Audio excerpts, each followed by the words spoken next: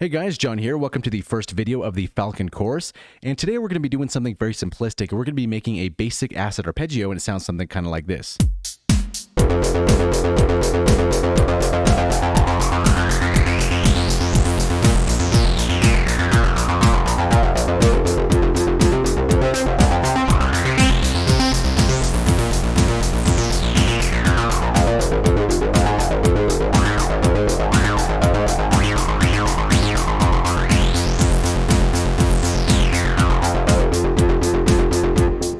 Okay, so this is going to be, like I said, a pretty basic patch here, and the reason for that is if you're familiar with some of my other tutorials, right, we go through synthesizers and do sound design and actually build patches and kind of overview patches, and then there's the other courses where we actually just teach the synthesizer and we just learn what every single knob is.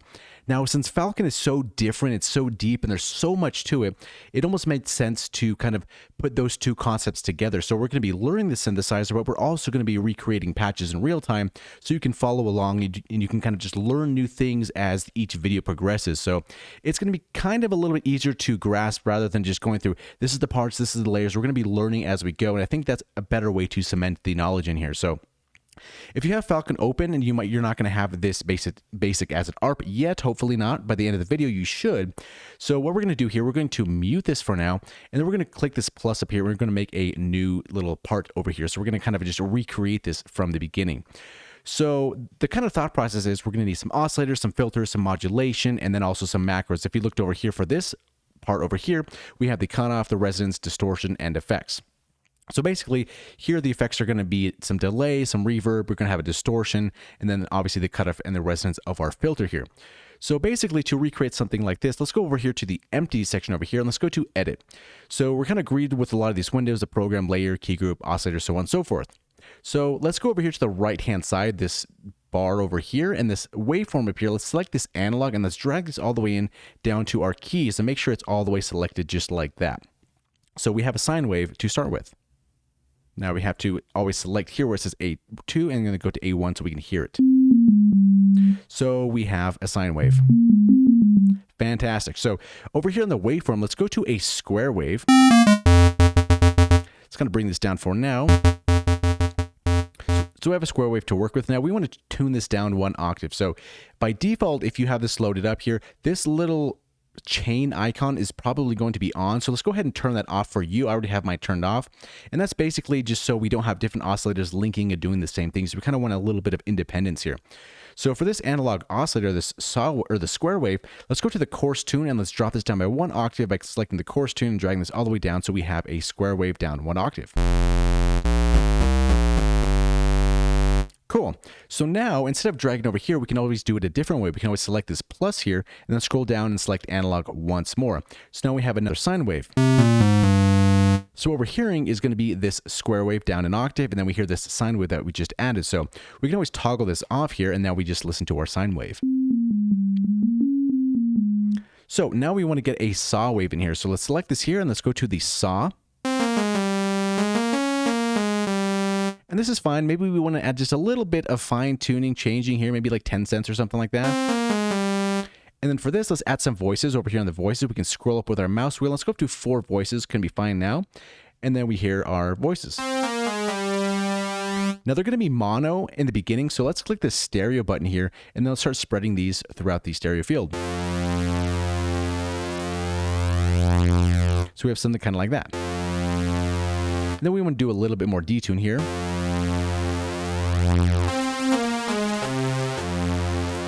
Something like that. Now, if we add in our square,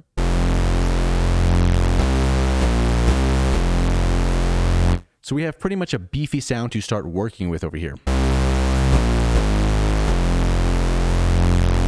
Now, since we're going to be making an ARP here, we don't really want such long things. So down here at the bottom, we click this amp envelope, and let's bring our sustain all the way down to the bottom here at 0. So we're kind of making a pluck. Now let's get our decay and bring this down a little bit more so we have just more of a plucky sound. Something like that might be fine. So 24.5 milliseconds.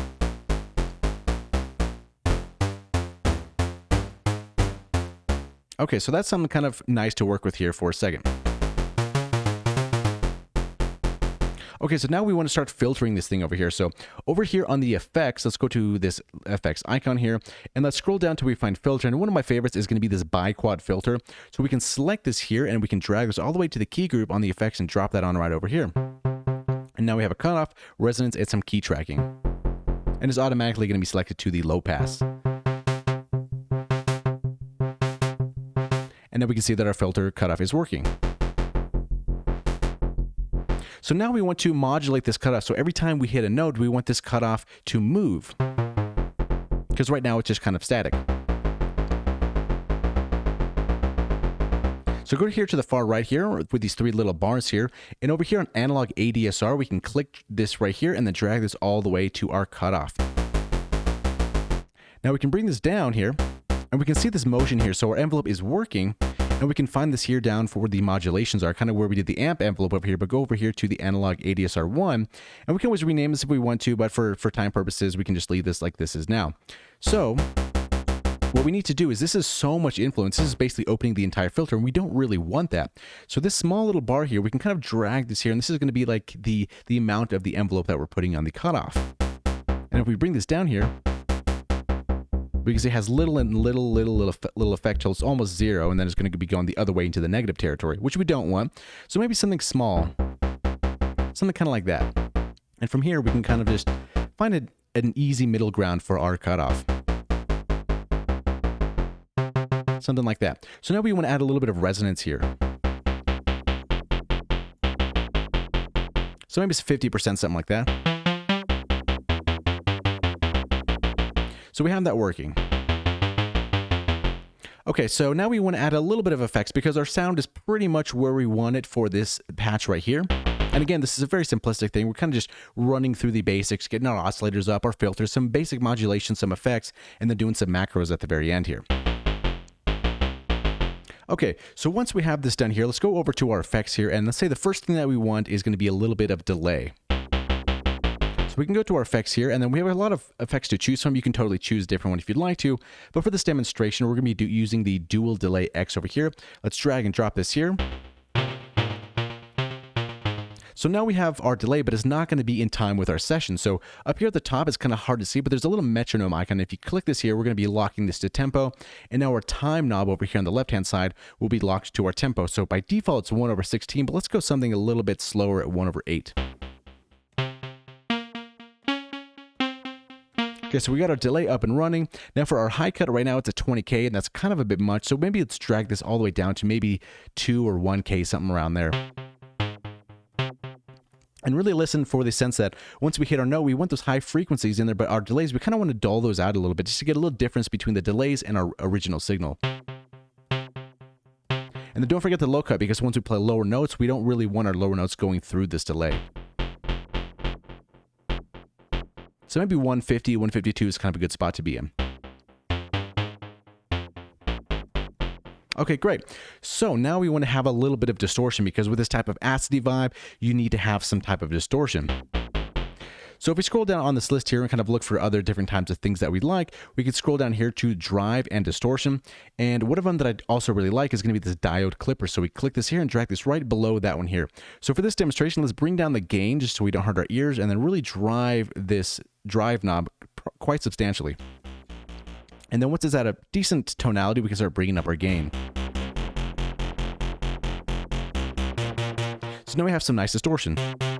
So without it, now with it.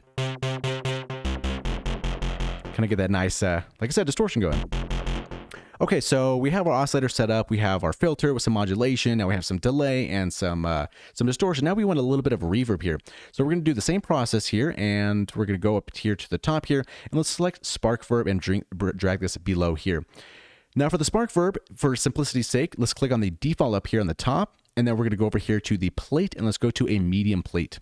And maybe drag our mix down here to maybe like 23, 24%, something like that. Now we can start bringing up our volume here a little bit. Okay, so we have a basic thing to work with here. Okay, so now we want to make this an ARP here. So if we go over to the events here and then select the music icon here, now we have an Arpeggiator. So we click this here and drag this over. Now we have an Arpeggiator. So if we play some notes, we have a very static sounding arpeggio.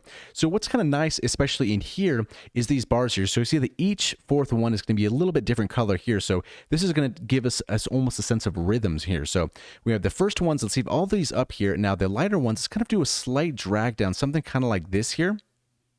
And then what you'll notice is instead of it being so static and just so repetitive,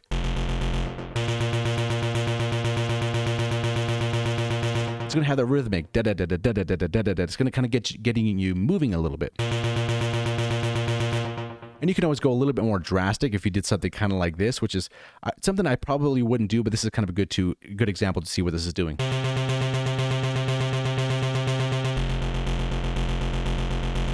So totally up to you how you want to set these bars here, but it's kind of nice to get a little different feeling just so it's not the same every single time. Because with something like this, with an ARP repeating and repeating, you kind of want to make those repeats a little bit different so it's not so boring. So now if we play something, especially with some drums,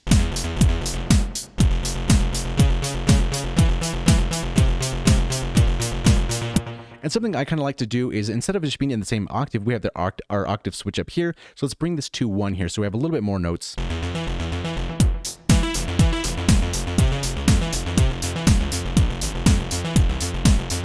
And something I did want to point out as well, over here on our length, that we can bring this down a little bit so we have a little bit less length, I guess. So take a listen to the difference here.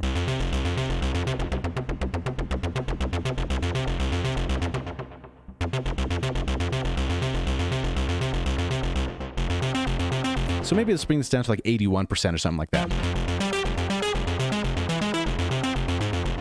Okay, great. So what I notice off the bat when I'm listening to this,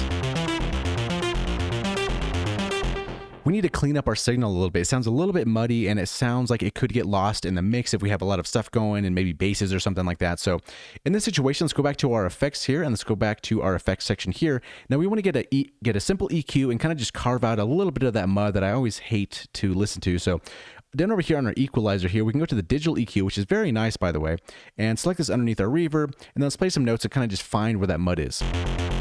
It's going to be generally somewhere over here, 100, 200, somewhere around that area. So we can always select it here and kind of boost it a little bit to find out how annoying it really is, and then let's tuck it down. So stuff like that. We're going to take out just a little bit of that.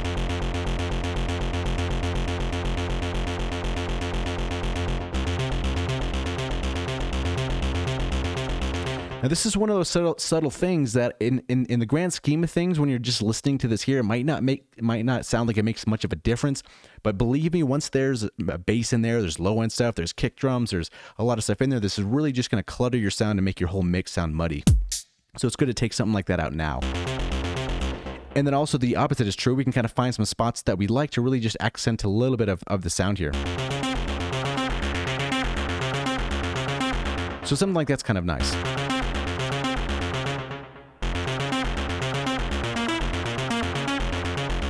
Take a listen without this EQ. Now with.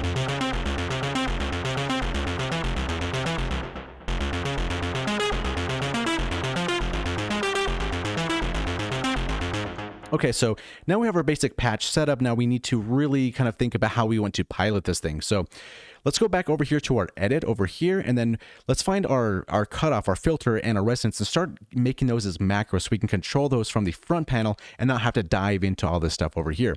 So on our key group here where we put our filter, let's select this here, and then for our cutoff, we can right-click this here, go to Assign to Macro, and add New Macro. So back over here in our Info tab, we have this macro 1, and if we play with this, if we play with our knob, we can see that this is going to be the cutoff. Now, it's always a good habit to start naming these and organizing these as you go, because you never really know at the end of a patch how many macros you're going to have, maybe how you're going to place them. So it's kind of a good practice to select this wrench over here. Let's double click this here and write cutoff. I like to do it in all caps because that's just me, but you can do it in a different way. But if you want to move this here, the wrench has to be selected and then grab the middle of the knob and then kind of just move it to wherever you see fit. So for now, I'm going to put it here in the top left corner and then uncheck this here and then start playing around with my knob.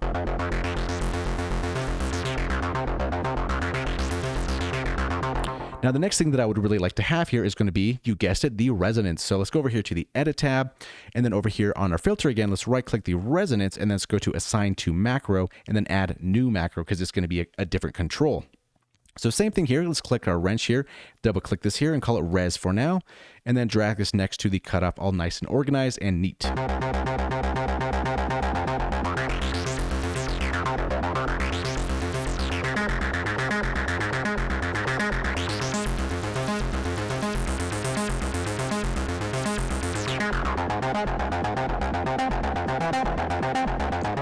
Okay, so now at this point, we have the cutoff, we have the resonance. Something else that I would really like to control would be the distortion. So if we go back to our effects tab here, we can go over here to the diode clipper, and maybe in this situation, we want to control the drive. So we're at about like 23, 24, so we can right click this here and go to Assign to Macro, and then go to New Macro again.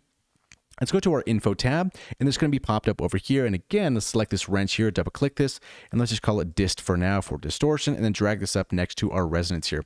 So now we have our cutoff, our resonance, and our distortion. Now you'll notice once this is at 100%, if we go back to our effects here, this is going to be at 30 dB, and maybe we don't want something like that. So if we select this knob here down in our modulations area, we have this influence amount right over here. So maybe if we kind of go something down over here and bring our value down, back up, we're at 13 right over here. So maybe let's bring this up a little bit more. And maybe about 22 is kind of where we want it here at a value of 100%. So as we go over here for distortion, 0, 100%, we can go back to our effects here. And that's about a good range that maybe we want something like that.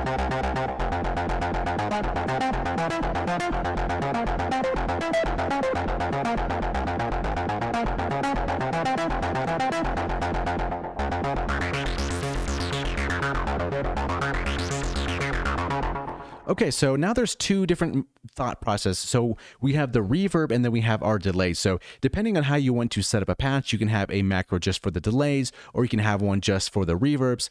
So now we've kind of seen how we're doing this, right? We're going to the effects tab, we're right-clicking a knob and then assigning it to a new macro. So in this situation, if I wanted to tie the delays and the reverb together in one macro, it's a little bit different process that we were doing now. It's kind of slightly different, but we're going to go through that just so you kind of have that in your brain a little bit. So right here for our delay, so we're at an amount of a mix at 50%. So let's right click this here and then let's go to Assign to New Macro, Add New Macro.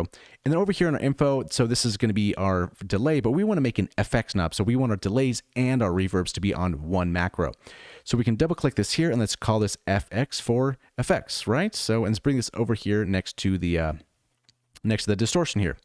So basically, once this is at 100%, if we're looking over at our effects here, this is also going to be at 100%, and we don't want that. We want the maximum of our modulation, our macro, when that's 100%, we want this knob to be 50%. So how do we do that? So we select this here, and then over here on this influence here, kind of basically how much of this knob is controlled. Let's double click this here, and let's go to 0.50 for 50%. And then as we turn this here all the way back to the right here, when this value is 100%, this will now mirror 50%. So that's going to be how we're going to change this, because we're going to have different things attached to it, and we want 50% of delay. And maybe if we scroll down here for our sparkverb, maybe for the amount of this reverb, we want it to be, I don't know, or the mix, we want 23% of this mix here. So we kind of want to keep it in this general area, right? So if we right click this over here and we go to right click, and then we go to Assign to New Macro. Instead of a new macro, we're going to assign it to the effects one, because this is going to be the effects, right?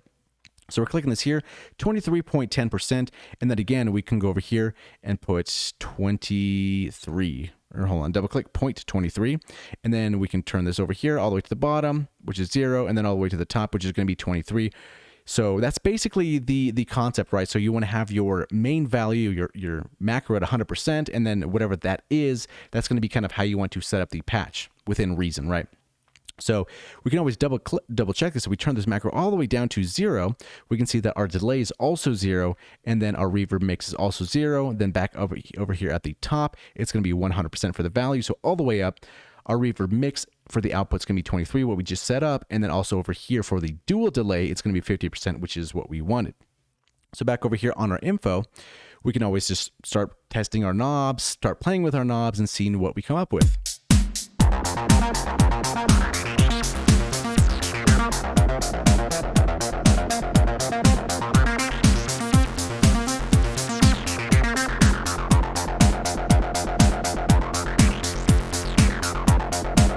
So let's say, for example, we like what we have so far, but we want a little bit more distortion and our knob's already at 100%.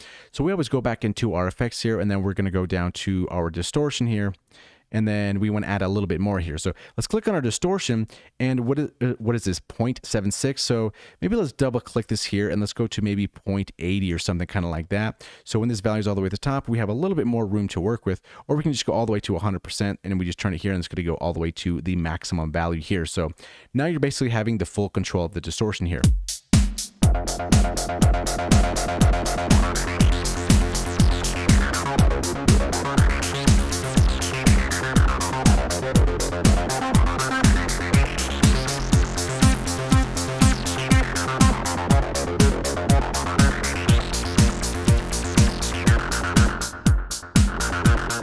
And then let's test this out to see how this is working. So we have our distortion, we have our cutoff, which we checked out. That's good. Our resonance has been good.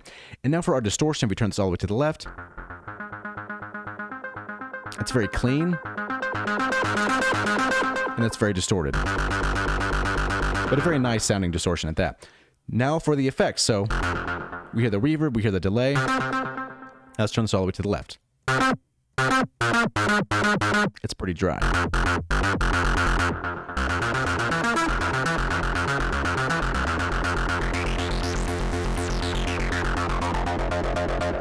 So yeah, so that's basically in a nutshell just a simple way to set up some oscillators, put our filter on there, attach some macros and resonance on there from the filters, and then add a little bit of distortion, some delay, some reverb, and kind of just tie everything in together. So this is a very basic introduction into this type of patch making. There's so many different ways to do things, even as far as dragging oscillators in or adding one, or there's lots of different paths to go, which is why I kind of felt with Falcon there's a lot of different ways to go about it. So for this kind of course, we're kind of going to be merging this is what this knob does, this is how this works, or making a patch. We're kind of going to be bringing those together. So yeah, that's going to be this course moving forward. A little bit different than our normal scheduled programming, but hopefully it's going to make Falcon a little bit easier to learn, because the steep learning curve of Falcon can be a little discouraging if you kind of just got it, you're looking at it and you're used to other types of synthesizers and you're kind of thinking, what is this? And all these menus, the parts and the layers and the key groups and the oscillators and so on and so forth, the multi, it can be a lot to take in. So